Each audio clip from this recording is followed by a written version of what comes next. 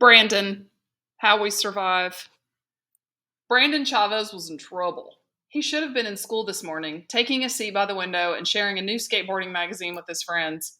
Instead, he sat next to his dad on a crowded subway train heading from Brooklyn into Manhattan. Brandon wasn't allowed to go to school today. He was suspended. Shoom! Brandon jumped as the train burst from its underground tunnel into the full light of day for its climb to the Manhattan Bridge. It was a bright, blue, clear September morning, and he squinted from the sudden sun. Beside him, his father folded up the newspaper he had been reading. Okay, Brandon, when are we going to talk about this? Brandon didn't want to talk about getting suspended. He hadn't talked during dinner last night, or at breakfast this morning, or while he and his dad had waited for the subway. Now Brandon could feel the silence, like an invisible thing that had squeezed in between them on the seat and was pushing them apart. His dad turned to face him. Leo Chavez wasn't a big man, but he had a stocky chest and strong arms. Brandon thought he would have made a good professional wrestler. There was a quiet power in his dad, and Brandon could feel that power directed at him now. I get a call at work from your school, and I'm thinking, is Brandon sick? Did he crack his head open again doing stunts on the playground? His dad said, but no. They're calling to tell me my son punched another kid in the nose. He deserved it, Brandon said. All his anger and frustration from yesterday came flooding back as he turned to his father. Cedric brought these Wolverine gloves to school, like from the X-Men movie, and Stuart Pendleton stole them and wouldn't give them back. So you punched Stuart in the nose. He wasn't going to give them back. What was I supposed to do? Brandon's dad sighed. I don't know, Brandon. Talk to him? Tell a teacher or something. Talk to him? You couldn't talk to a bully like Stuart Pendleton. And telling a teacher might have gotten Cedric his glove back, but Stuart would have just beaten Brandon up later for tattling.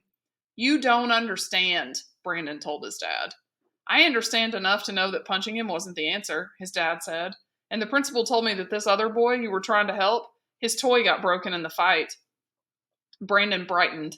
He had a plan to fix that part, at least. But before he could explain, his dad kept talking. I had to leave work early yesterday, Brandon. You know we can't afford for me to miss any hours. Things are tight enough as they are. Brandon nodded and stared out the train window. That was why he was going to work with his dad this morning. Brandon's father couldn't take a sick day, and there was nothing else to stay home and watch him. There was nobody else to stay home and watch him. The Q train rattled up onto the Manhattan Bridge, and Brandon saw the World Trade Center in the distance. It was hard to miss. The gray rectangular twin tower stood more than twice as tall as the other skyscrapers around them at the southern end of Manhattan. The two towers were almost identical, except for the huge red and white antenna on the roof of the North Tower. That was where Brandon's dad worked. He was a kitchen manager at a restaurant called Windows on the World, at the very top of the North Tower on the 107th floor. Brandon, what do we say about us? About you and me? His dad asked.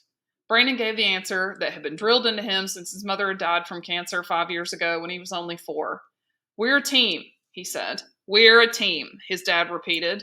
That's what we've always said. This is how we survive, right? Together. It's you and me against the world.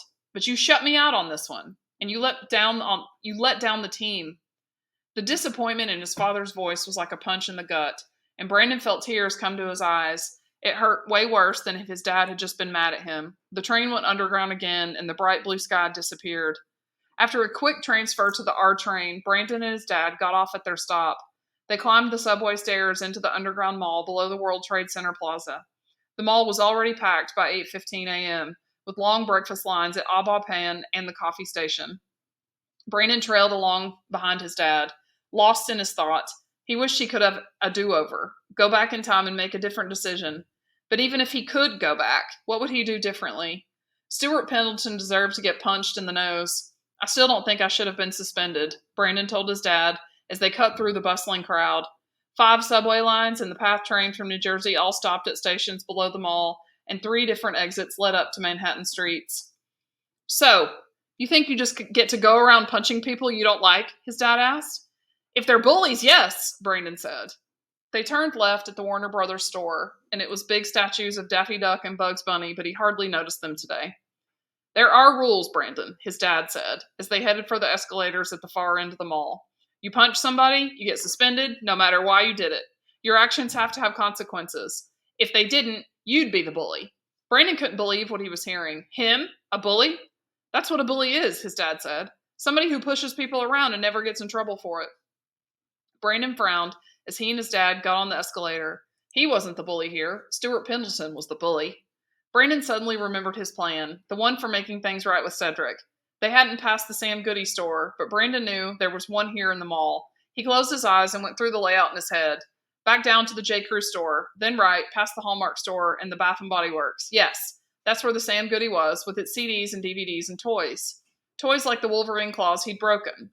Brandon patted the wad of dollars and change he'd stuffed in the pocket of his jeans before leaving home. While his dad was working in the restaurant at the top of the tower, Brandon would come back downstairs, buy a pair of Wolverine claws for Cedric, and whoa! Look out! Brandon turned. A black man in a double-breasted suit with a shaved head and a beard stood behind them on the escalator, trying to juggle a briefcase, a folded-up newspaper, and a cardboard drink holder carrying 3 steaming cups of coffee. He was about to drop at least one thing, if not everything, and the drooping drink holder looked like it was going to be the first to go. Brandon caught the edge of the cardboard tray before it toppled over, and his dad quickly grabbed hold of the briefcase. Whew, thank you, the businessman said. That almost turned into a very bad day for all of us. Brandon and his dad helped the man rearrange his things, and they parted ways at the top of the escalator in the lobby of the North Tower of the World Trade Center. Brandon stood for a second and stared. He'd been here many times before, but the size of the place always surprised him. The lobby was as wide as 4 tractor trailers parked end to end, and so tall you could stack them 3 high and still not hit the ceiling. Up above, there was a wraparound mezzanine where a second floor would have been, leaving the space open and airy. Sunlight bounced off the windows of the smaller buildings across the street and made the North Tower's lobby glow. Brandon's dad led him toward the reception desk, passing men and women of all colors and sizes wearing suits and dresses and delivery uniforms and casual clothes. Brandon's dad had once told him that more than 25,000 people worked in the North Tower alone.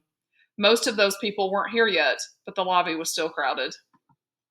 A security guard took Brandon's picture for his temporary ID badge, and Brandon waited for the machine to spit it out. I took him to the nurse's station, Brandon said. His dad frowned down at him.